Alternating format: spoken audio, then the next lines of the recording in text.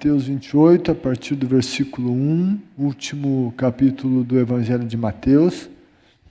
Nos diz assim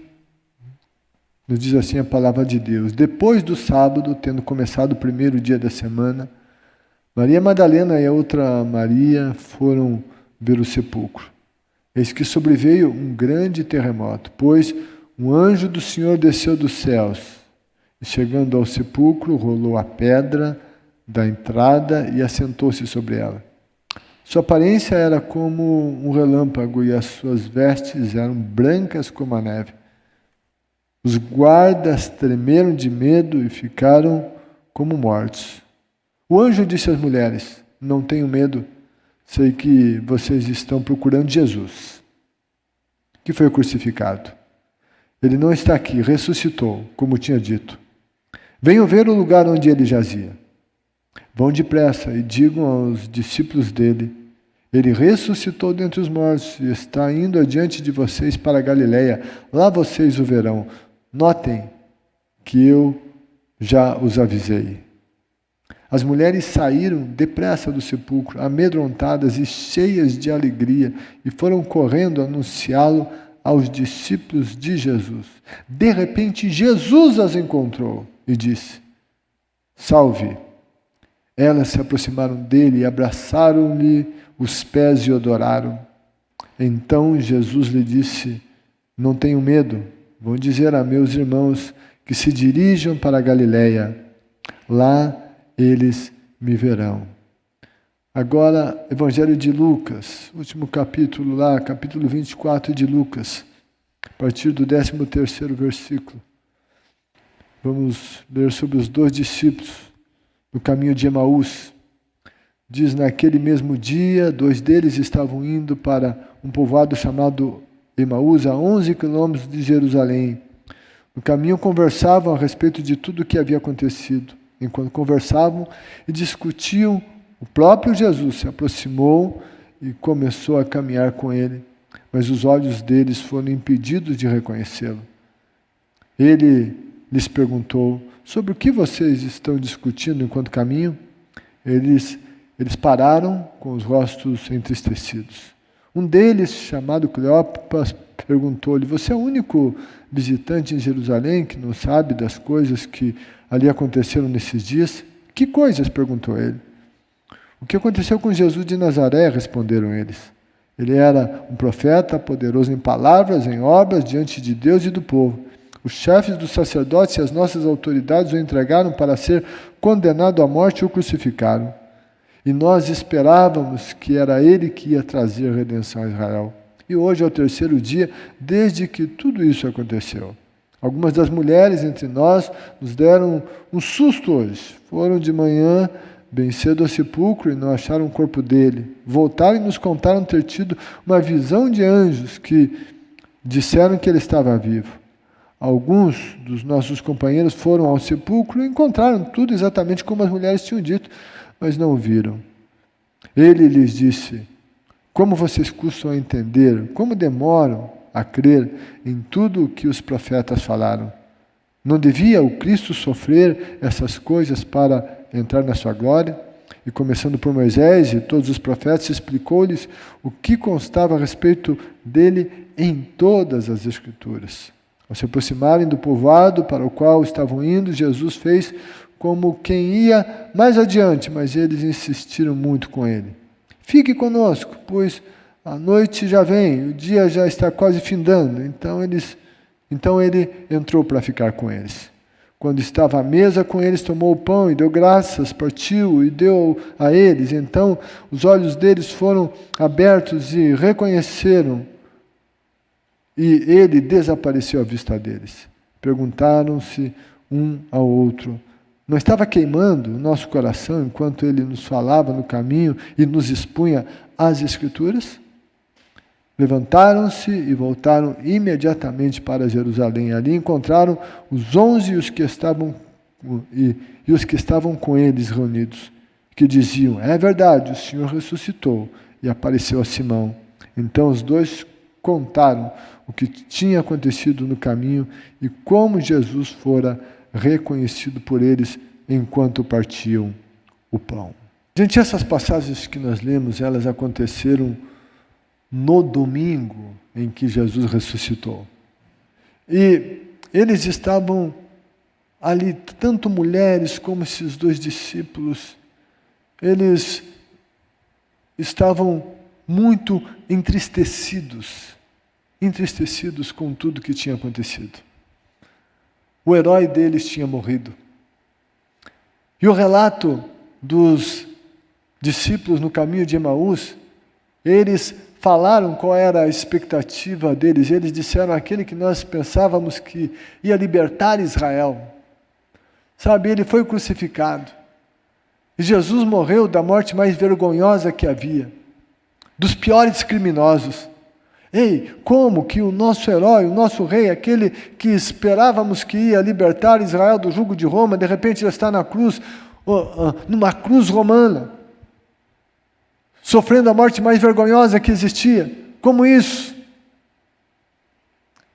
Eles não entendiam, mas o que havia no coração tanto das duas mulheres como dos dois discípulos, algo que acontecia neles e que tinha no coração deles, era amor, fervor por Cristo. Eles desejavam Jesus, eles tinham sede de Jesus. Elas queriam Jesus, tinham sede de Cristo. E então, elas chegam àquele lugar, e quando elas vêm, a pedra tinha sido removida. Tinha o anjo do Senhor lá, os anjos ali, tinha removido a pedra. E é dito a elas: vocês estão procurando Jesus que foi crucificado, que morreu? Ele não está aqui, ele já ressuscitou. Ele já ressuscitou.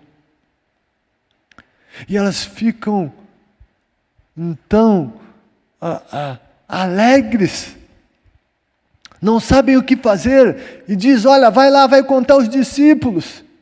E elas eufóricas diante daquilo, então elas saem, elas vão, e quando elas saem para entregar a notícia, Jesus aparece para elas.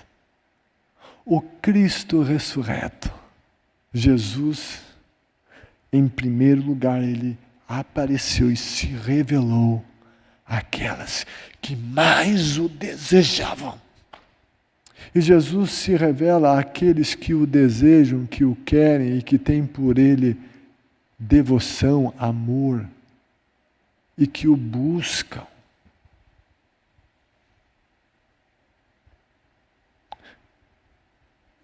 E quanto mais a gente bebe de Jesus, mais a gente quer beber. Quanto mais a gente bebe dele, mais sede a gente tem. E quanto mais essa sede é saciada, mais alegres ficamos e mais queremos beber. E quanto mais a gente bebe da água viva, melhores ficamos, mais saudáveis somos.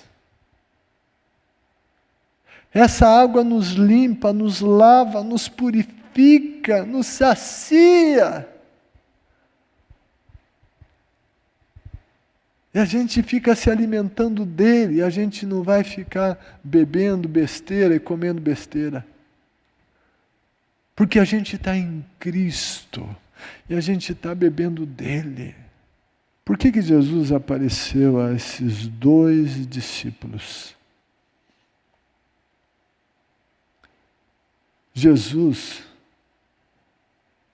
se aproximou dele, se manifestou a esses dois homens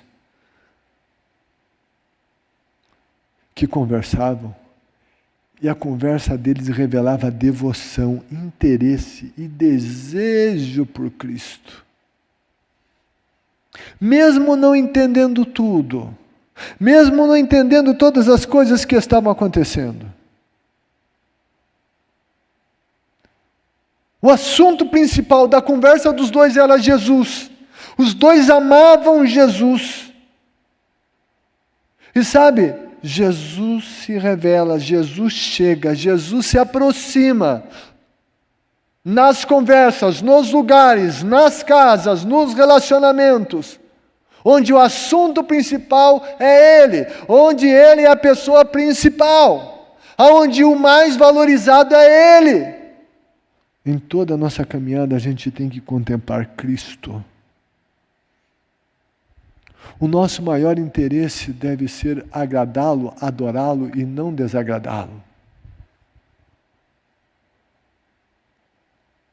Como são as conversas da nossa caminhada? Na nossa conversa existe devoção a Cristo, amor a Ele.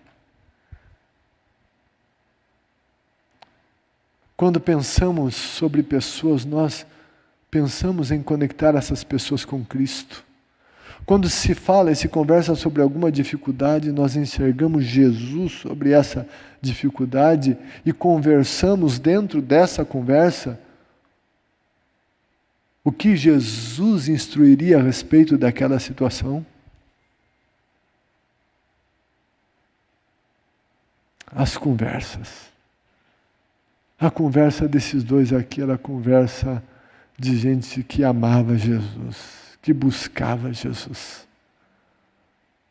O Cristo ressurreto se manifesta àqueles que o amam e que o desejam.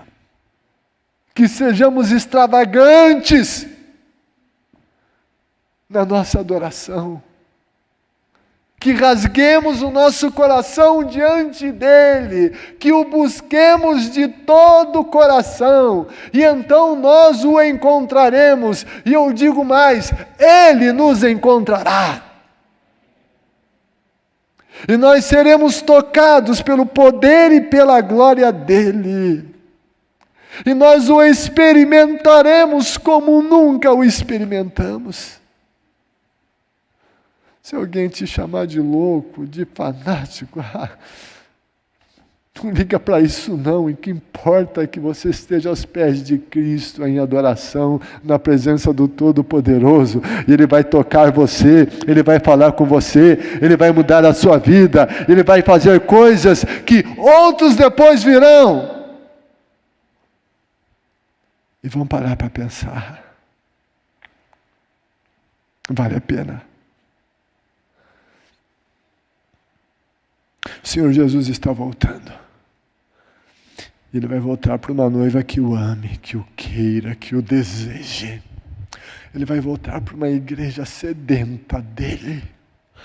Ele vai voltar para uma igreja que esteja em clamor, em adoração, em uma igreja que seja devota a Ele, que o tenha como prioridade, que esteja na presença dEle, que o ame, que ame a palavra dEle, que ame estar junto a Ele e que ame testemunhar aos outros sobre esse Cristo vivo. Ele nos chama para ser essa igreja, que o Espírito Santo nos encha com a graça e com o fogo dele, e que Ele nos tome, e que Ele faça de nós vidas diferentes, que não sejamos gente religiosa dentro de determinados quadradinhos, não, mas que a gente seja espontâneo e busque a face dele, porque Ele é vivo. E Ele quer nos visitar. Ele quer vir lá na nossa casa, no nosso quarto. Ele quer vir aqui nesses cultos. Ele quer vir.